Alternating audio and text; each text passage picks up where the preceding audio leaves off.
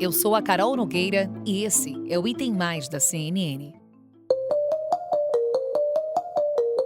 O presidente eleito, Luiz Inácio Lula da Silva, tem sinalizado em pronunciamentos e na participação em eventos que deseja reposicionar o Brasil como um importante ator no cenário internacional a partir do ano que vem. Desde que foi eleito, Lula manifestou a intenção de reconstruir pontes diplomáticas e econômicas. Na semana passada, durante participação na Cúpula do Clima da ONU, a COP27, o presidente eleito procurou atrair a atenção de outros países para o papel do Brasil nas discussões sobre as mudanças climáticas. Do ponto de vista do marketing e das relações institucionais internacionais para o novo governo, a visita do presidente eleito Lula foi, sem dúvida nenhuma, um grande sucesso aqui à COP. O presidente eleito veio e disse aqui o que o mundo queria escutar, pelo menos o que as pessoas que estavam aqui na COP, que são militantes do clima e pessoas que estão muito próximas dessas negociações, queriam ouvir. Que era, o Brasil vai mudar suas políticas ambientais e o Brasil vai fazer tudo para preservar a Amazônia.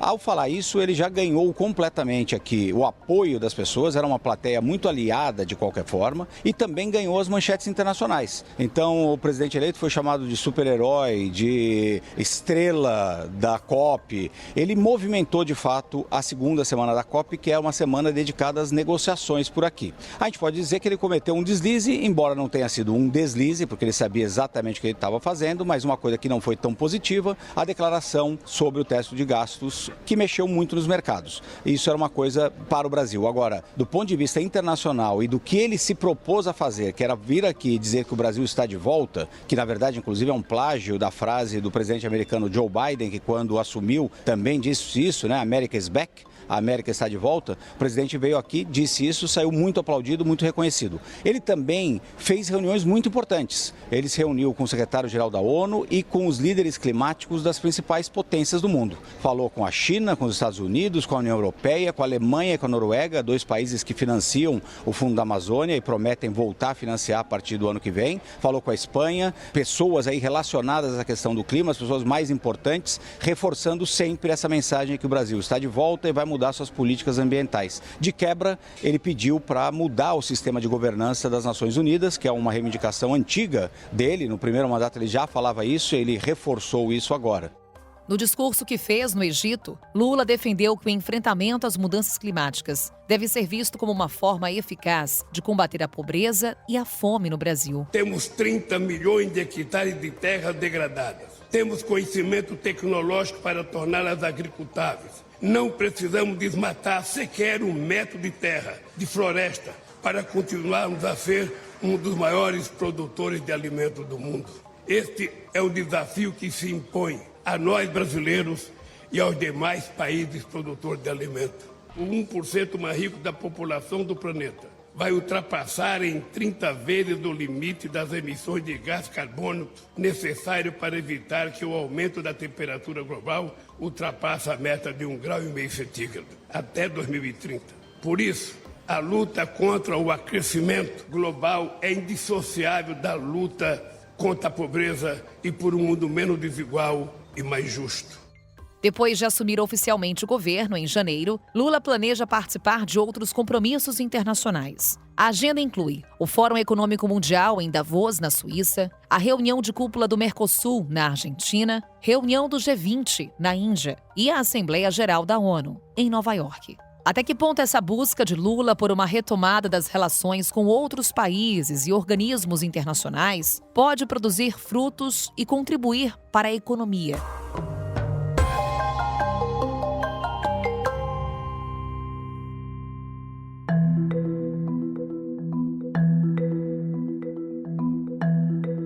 Vamos falar sobre isso com o nosso analista, diretor do CNN Brasil Business, Fernando Nakagawa, de volta. Nossa, Naka, tá Cê com vê? carteirinha já Só aqui. foi aumentar o meu cachê, eu volto várias vezes. É isso, muita insistência para Nakagawa estar aqui de volta com a gente. Por isso, Naka, muito obrigada. Eu que agradeço, é sempre um prazer estar aqui. Naka, vamos falar um pouquinho dessa agenda internacional de Lula, presidente eleito, que já foi ao exterior. Ele cumpriu a agenda no Egito, na COP27, e ali com várias sinalizações ao mundo em termos de proteção do meio ambiente, proteção da Amazônia. Para além da questão ambiental, essas sinalizações também trazem impactos econômicos. Haja vista que alguns países, como Noruega, Alemanha, já sinalizaram envio de recursos para o Brasil, para o Fundo Amazônia, visando a proteção do meio ambiente. Naka, esse foi o pontapé de Lula para atrair investidores estrangeiros? Esse discurso que Lula trouxe na COP27 teve poder para isso? Acho que sim. Acho que teve a capacidade de, pelo menos, botar o Brasil como jogador de volta ao tabuleiro e numa posição, diria que, privilegiada. Porque depois de 4 anos de uma política ambiental um pouco criticada, ou às vezes muito criticada no exterior do governo Bolsonaro, Lula volta a esse debate internacional com uma agenda considerada moderna pelos especialistas, por quem acompanha esse setor. Então, a agenda ambiental de Lula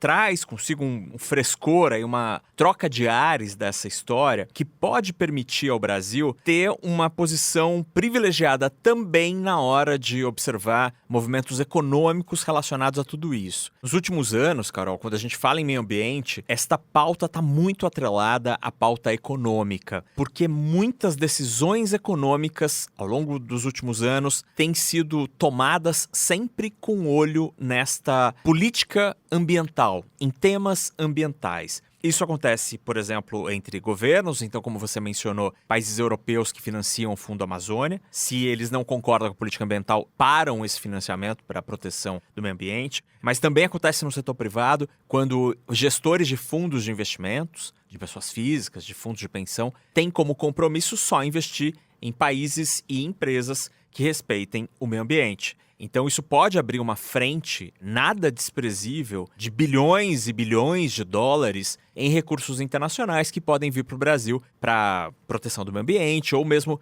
para financiar projetos e empresas, ou mesmo um investimento financeiro. Agora, quando a gente olha mais para o longo prazo, esse movimento do Brasil ele é importante porque a gente está diante de 2 mercados que vão começar a funcionar ao longo dos próximos 5, 10 anos, em que o Brasil poderá ser um grande ator global. Eu estou falando do mercado de carbono, que é um mercado que é incipiente ainda, mas o mercado de carbono deve funcionar na prática, efetivamente, de forma internacional, cada vez mais fortemente. No mercado de carbono, você basicamente vende quem protege a natureza e quem retira carbono da natureza, né, da atmosfera, pode vender este crédito. Pode vender para quem? Para quem polui. Então, se eu tenho uma fábrica e poluo mais do que as metas de redução de emissão, por exemplo, eu tenho de ir ao mercado de carbono, comprar este crédito, porque alguém emitiu menos do que poderia e ganhou esse direito de vender. O Brasil, com as florestas, ele vai ser um grande vendedor de créditos de carbono. E nisso, o Brasil pode ter um baita papel. Além disso, tem as energias verdes. Depois da guerra na Ucrânia, depois da pandemia, o mundo ocidental está pensando, replanejando os fornecedores. E com energia, perceberam que não dá para depender da Rússia. E muita gente diz que o Brasil vai ser uma grande potência fornecedora, por exemplo, de hidrogênio verde, que vai ser um grande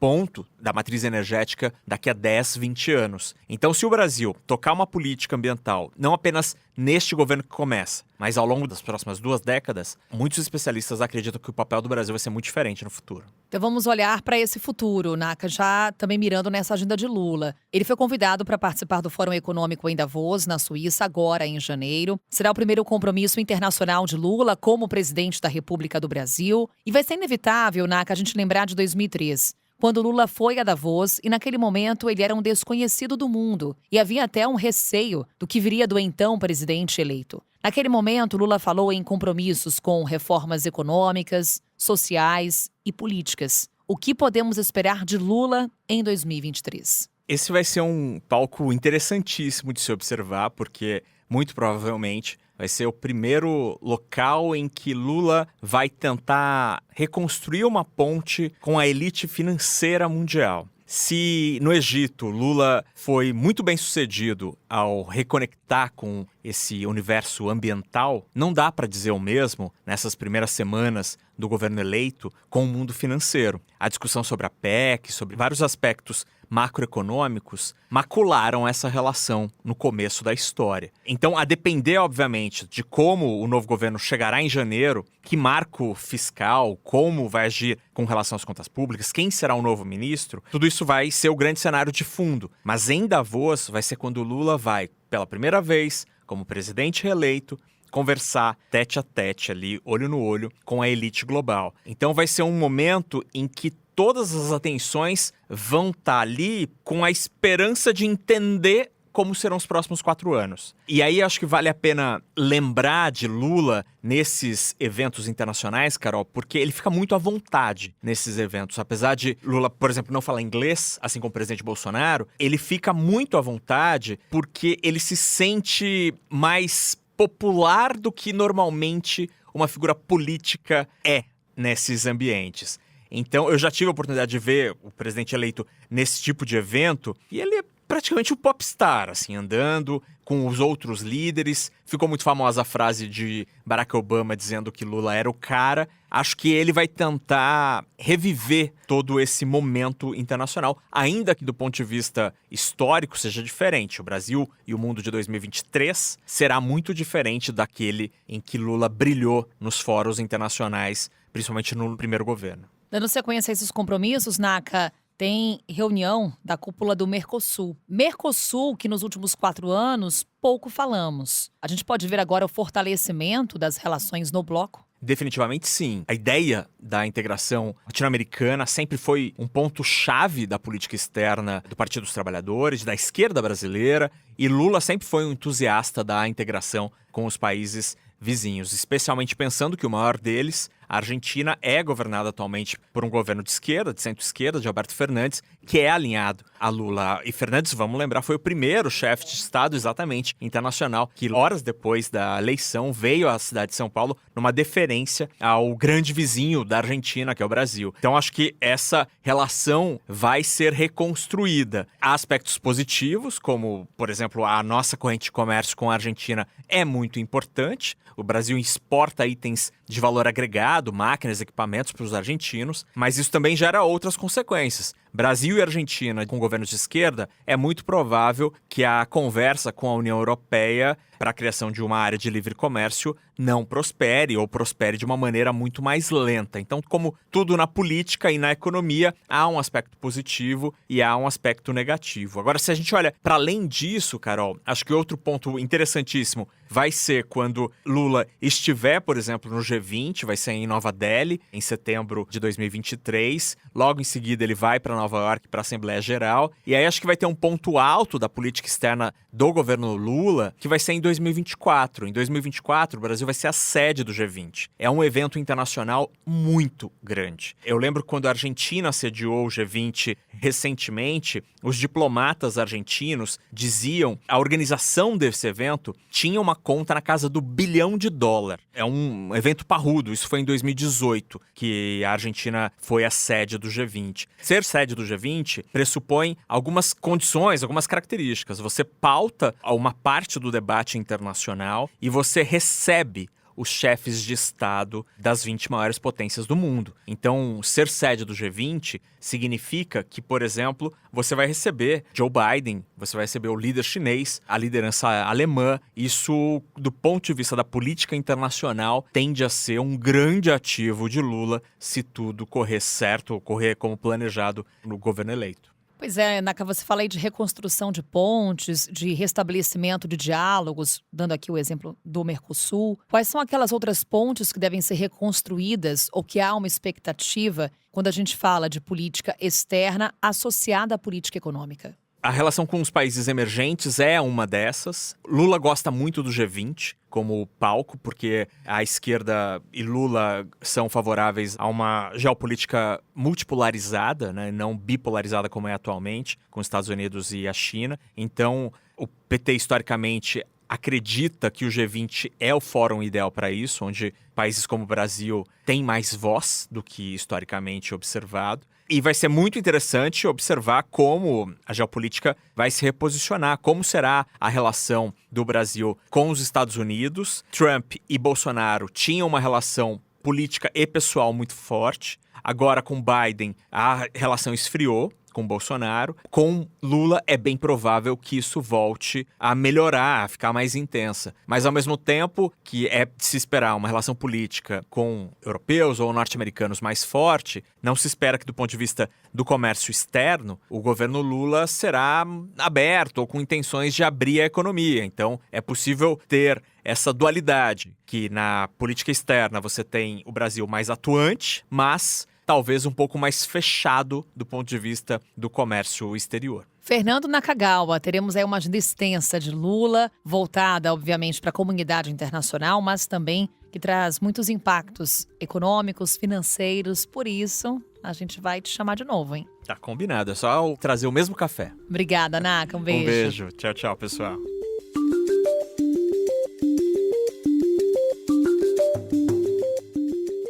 Um dos gestos de Lula na tentativa de reconstruir pontes políticas e econômicas com atores internacionais foi o movimento para recuperar o apoio de importantes aliados. Lula falou, entre outros, com Emmanuel Macron, presidente da França, Olaf Scholz, chanceler da Alemanha, Marcelo Rebelo, presidente de Portugal, e Antônio Guterres, secretário-geral da ONU. E se encontrou pessoalmente com o presidente argentino Alberto Fernandes, em São Paulo. Além das parabenizações de praxe, as mensagens endereçadas a Lula por lideranças mundiais falam do desejo de retomada de parcerias com o Brasil. E os termos comércio e preservação foram os mais comuns nas conversas. Parte do discurso de Lula na área internacional é construído a partir de críticas à atuação do governo do presidente Jair Bolsonaro. Lula argumenta que o Brasil perdeu o protagonismo e o espaço que tradicionalmente ocupava na política externa. O presidente também diz estar disposto a aprofundar o diálogo com atores internacionais que hoje representam visões antagônicas. De um lado, Estados Unidos e União Europeia. De outro, China e Rússia. Em que medida as principais lideranças mundiais estão dispostas a abrir espaço para o Brasil e ter o futuro governo Lula como parceiro? Vamos falar sobre essa e outras questões com o Leonardo Trevisan. Ele é pesquisador em relações internacionais e professor da ESPM. Professor Trevisan, sempre muito bom estar com o senhor. Seja muito bem-vindo. Obrigado a todos que nos escutam. Bem, professor, vamos olhar um pouquinho para essa agenda recente de Lula. Ele como presidente eleito do Brasil, já indo à COP27, primeiro evento internacional depois do resultado das urnas. A partir do que foi dito ali, das sinalizações que vieram por parte de Luiz Inácio Lula da Silva, já podemos prever o que será a agenda de política externa do Brasil? Olha, Carol, de fato, não é? Ele emitiu alguns sinais. Eu acho que a visita à COP27 foi, de alguma forma, não é, uma tentativa, uma observação, uma proposta, não é, de fazer uma espécie assim de guinada na política externa brasileira. Nós tínhamos uma política externa muito mais contida, muito mais acanhada, uma política externa quase que reativa, e nós passamos a ter uma política externa ativa, uma política externa em que o Brasil, de alguma forma, dita a pauta daquilo que são os nossos interesses, óbvio. Então, de algum modo, eu acho que esse é o principal sentido dessa visita à COP. É claro que há uma projeção em torno da figura do Lula que tem a ver com tudo que envolve a questão ambiental no Brasil. Eu acho que esse processo é um processo importante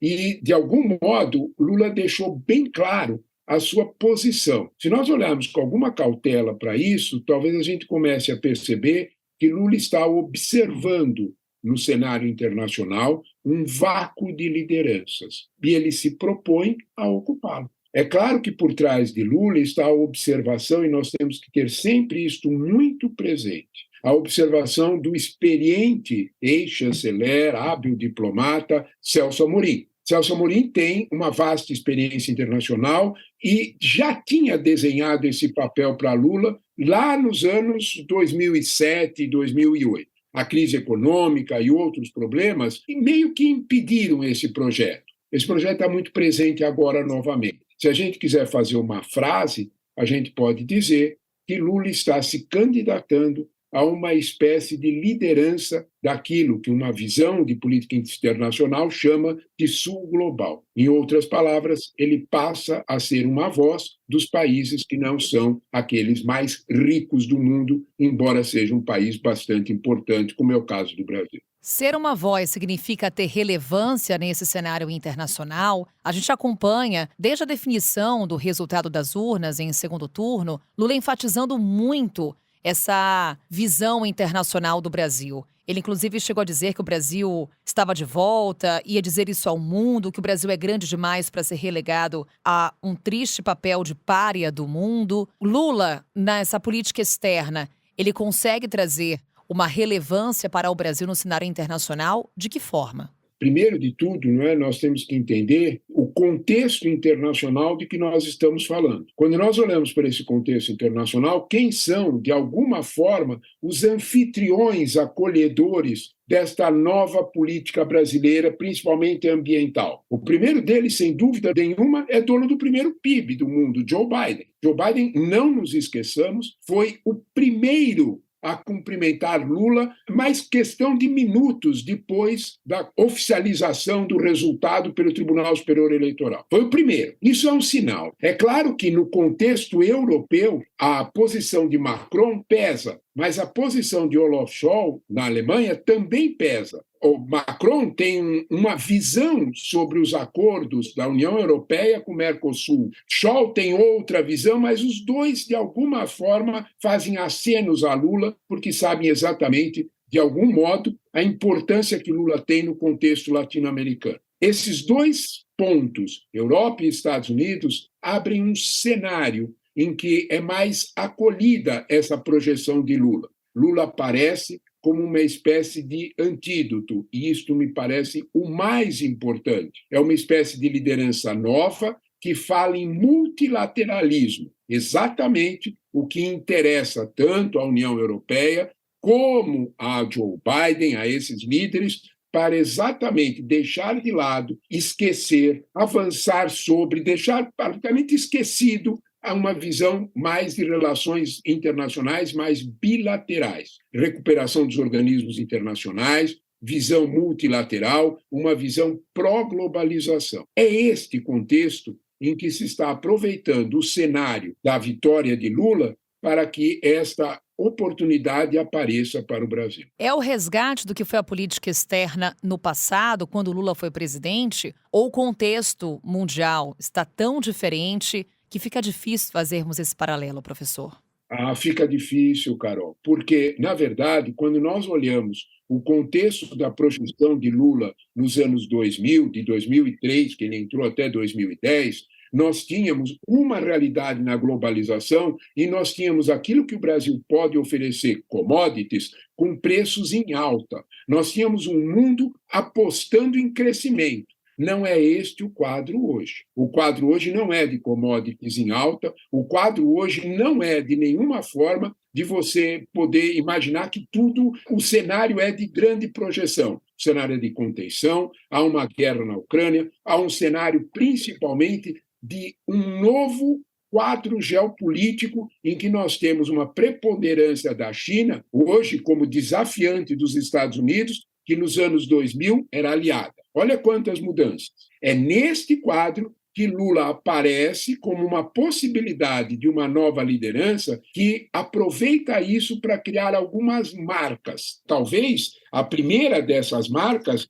é quando ele imagina, Lula fala com todas as letras, na possibilidade de não haver mais fome no mundo. Então ele não está falando só do mundo ambiental, ele se projeta como uma espécie de liderança social-democrata. A segunda marca de que Lula exibe é que não há segurança climática sem uma Amazônia protegida. Em outras palavras, Lula se avoca, se propõe a ser um intérprete desse redesenho do crescimento do mundo e oferece para isso uma proteção ambiental naquilo que é um dos tesouros, uma das joias da coroa ambiental do mundo, que é a Amazônia. O mundo está favorável a esse processo de redesenho nessa direção? Está. De algum modo, mais uma vez, oportunidades apareceram, a deusa Fortuna, de algum modo, ofereceu chances para que Lula tenha uma projeção internacional, como ele teve na ascensão das commodities brasileiras nos anos 2000. Professor, já falamos aqui no Item Mais sobre algumas expectativas em torno da política externa do presidente eleito Lula e, na oportunidade, não tínhamos a definição do nome do ministro das Relações Exteriores, como não temos agora. Quais são as características fundamentais necessárias para esse nome que terá como função reconstruir essas pontes internacionais? Olha, o cenário está, e eu te diria que Lula está apenas imaginando que o chanceler brasileiro que ele escolher será uma espécie de intérprete dessa nova posição que ele espera que o Brasil e ele mesmo ocupe no cenário internacional. Se você me pedir a primeira característica do novo chanceler, é que ele aceite plenamente essa ideia de que o Brasil vai disputar a liderança falando pelo Sul global. Isso já exclui, vamos dizer assim, vários intérpretes vários proponentes de análise de política internacional que não aderem muito a esta lógica. Esta lógica de uma liderança falando por um Sul global, falando por um Sul pelos 900 milhões que passam fome, falando por aqueles que precisam, de alguma forma, aquela política de perdas e danos, que os ricos auxiliem a recuperação climática e ambiental dos pobres, o intérprete dessa voz terá que ser alguém que concorde essencialmente com essa nova matriz da nossa política externa, que é uma matriz mais ativa, uma matriz mais proponente e uma matriz que obedece inteiramente a duas marcas que estão coladas na figura de Lula no cenário internacional. Para encerrarmos, professor, qual deve ser a agenda prioritária do Brasil quando olhamos para a inserção do nosso país na comunidade internacional? Sem dúvida nenhuma, Carol, entregar promessas relativas à proteção ambiental na Amazônia. Sem dúvida alguma. Se no primeiro ano, se dentro de alguns meses, o quadro de desmatamento na Amazônia permanecer igual, tudo isso cai por terra. Não há dúvida nenhuma que o mundo espera uma atitude absolutamente ativa de entrega de efetivos resultados em uma política ambiental na Amazônia. Esse quadro não será fácil de uma reversão imediata, o mundo vai compreender, mas ele espera ações muito concretas do governo brasileiro nessa área. Professor Leonardo Trevisan, sempre um prazer, professor. Até uma próxima e um grande abraço. Um grande abraço, minha cara. Até mais, até logo a todos. Obrigado pela atenção de vocês. E assim encerramos o Item Mais de hoje. Amanhã estamos de volta com outro assunto. Até lá!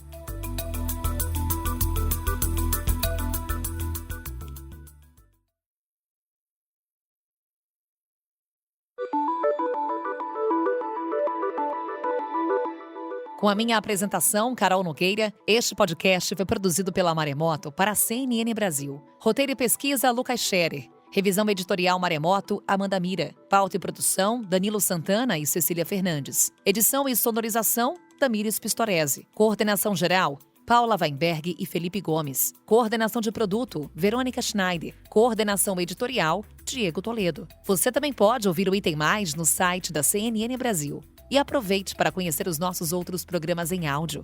Acesse cnnbrasil.com.br/podcasts.